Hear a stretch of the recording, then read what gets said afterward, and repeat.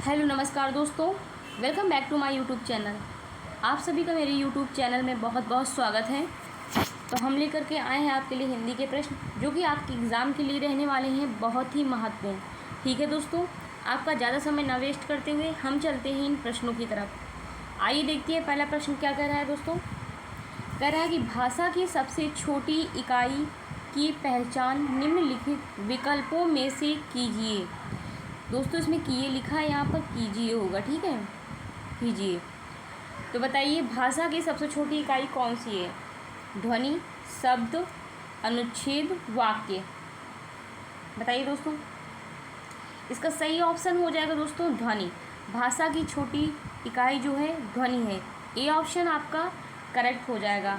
अगर मैं आपसे बात करूं कि भाषा की सार्थक इकाई कौन सी है, तो दोस्तों वाक्य जो डी ऑप्शन में लिखा है ये क्या है? ये भाषा की सार्थक इकाई है। क्या है? सार्थक इकाई। ठीक है, ये भाषा की सार्थक इकाई दोस्तों, इसे कहते हैं वाक्य। तो आइए चलते हैं अगले प्रश्न में। ये रहा आपका दूसरा नंबर। देखिए क्या कह रहा है।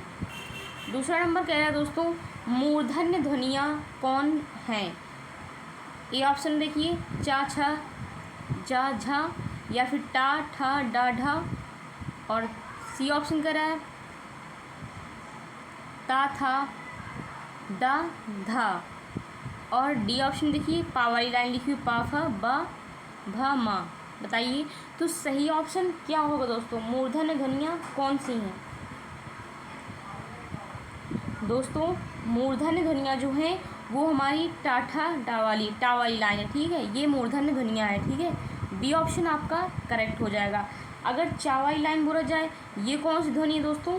ये चा, छा, जहाँ लिखा हुआ है ये तालव्य है। क्या कौन सी है दोस्तों?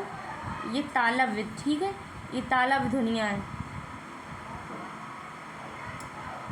यहाँ पर दोस्तों आधा था बनेगा। ठीक है, तालव्य ध्वनियाँ। ठीक है, आइए।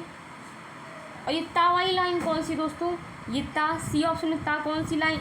ये कौन सी ध्वनि है दोस्तों? ये हमारी दंत। ये कौन सी ध्वनि है दोस्तों? दंत है। ठीक है, और पा वाली ये ओष्ठ्य ध्वनि बोलते हैं इसे। ये ओष्ठ के द्वारा बोली जाती है। ठीक है, इन्हें क्या बोलेंगे? ओष्ठ्य ध्वनि। ठीक है दोस्तों, मतलब पा, फा जो शब्द बोलने में दोनों ओठ हमारे आपस में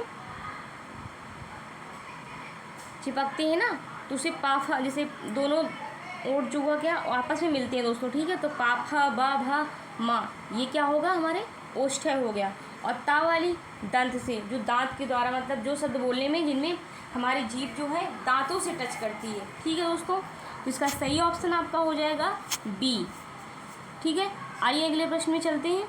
ये रहा आपका तीसरा नंबर। कह रहा है महाप्राण किसे कहते हैं? बताइए महाप्राण किसे कहते हैं? जिन वर्णों के उच्चारण में मुख से कम श्वास निकले।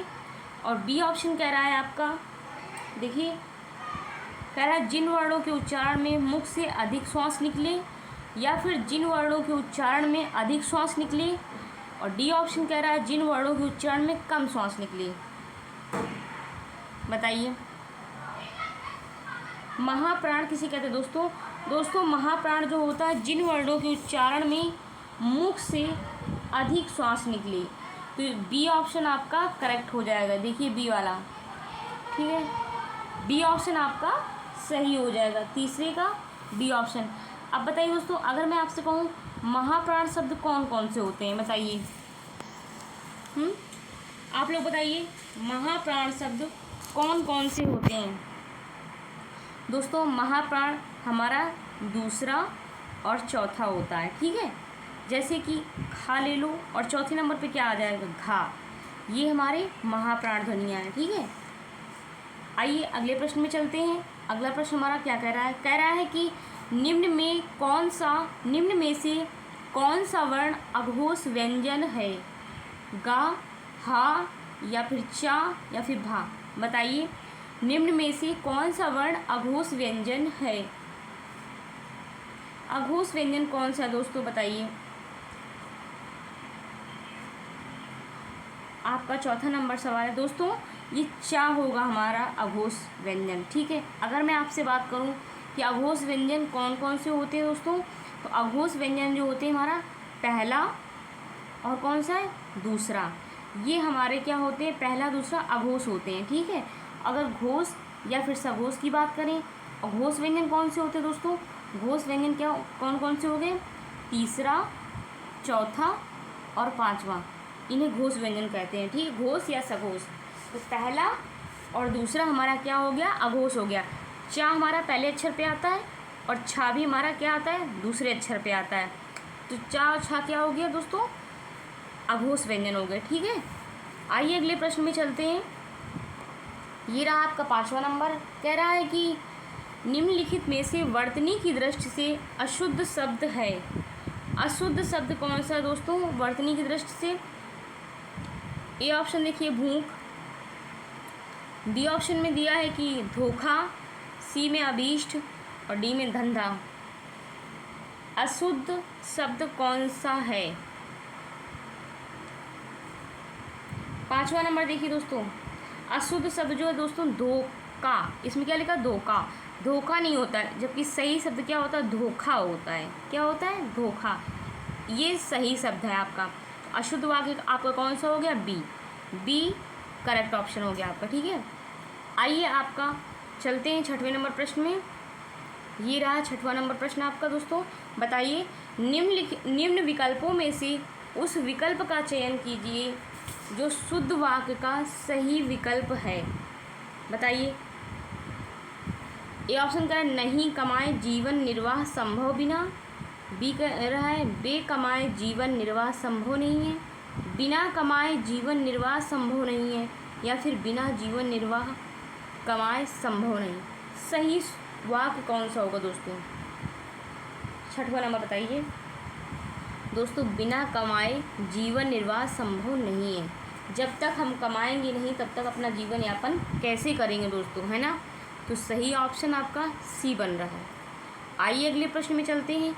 ये रहा आपका 7वां नंबर और कह रहा है कि दिए गए शब्दों में अशुद्ध वर्तनी का चयन कीजिए। बताइए। स्थायित्व, निरोग, स्वस्थ, ऐक्यता। अशुद्ध शब्द कौन सा दोस्तों?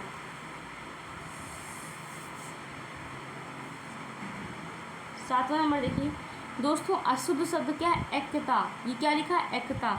डी ऑप्शन आपका करेक्ट हो जाएगा। ठीक है, ये अशुद्ध शब्द आपका है। 7वें का कौन सा सही होगा दोस्तों? डी। आइए चलते हैं अगले प्रश्न में। 8वें नंबर में कह रहा है मैं खाना खा लिया हूँ। वाक्य में शुद्ध रूप है। क्या होना चाहिए? खाना मैंने खा। ए ऑप्शन देखिए दोस्तों, खा मैंने खाना लिया है। बी में कह रहा है लिया है मैंने खाना खा। और डी सी ऑप्शन में कह रहा है कि मैंने खाना खा लिया है। और डी में कह रहा है कि खाना खा मैंने लिया है। आप कैसे बोलते हैं बताइए कि मैंने खाना खा लिया है? इसमें लिखा है अशुद्ध में कि मैं खाना खा लिया है। सही क्या होगा दोस्तों? मैंने खाना खा लिया है। हम लोग ऐसे ही बोलते हैं ना, मैंने खाना खा लिया है ना? तो सी ऑप्शन आपका करेक्ट हो जाएगा। आइए अगले प्रश्न में चलते हैं। ये रहा आपका 9वां नंबर।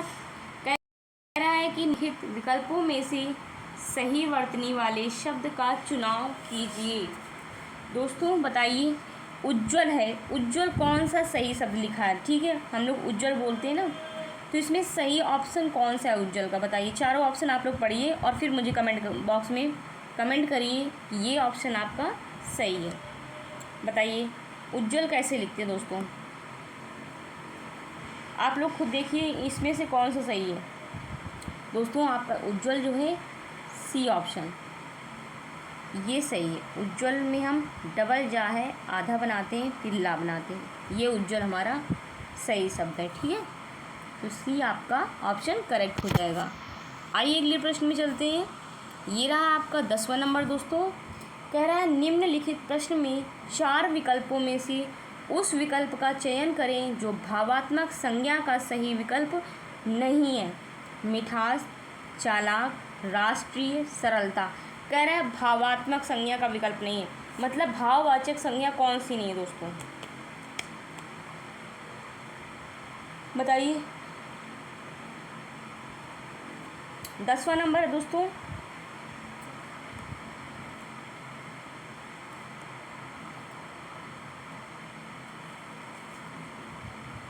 आप लोग कमेंट बॉक्स में कमेंट करिए कि सही ऑप्शन कौन सा हो। दोस्तों चालाक होगा, क्या होगा? चालाक।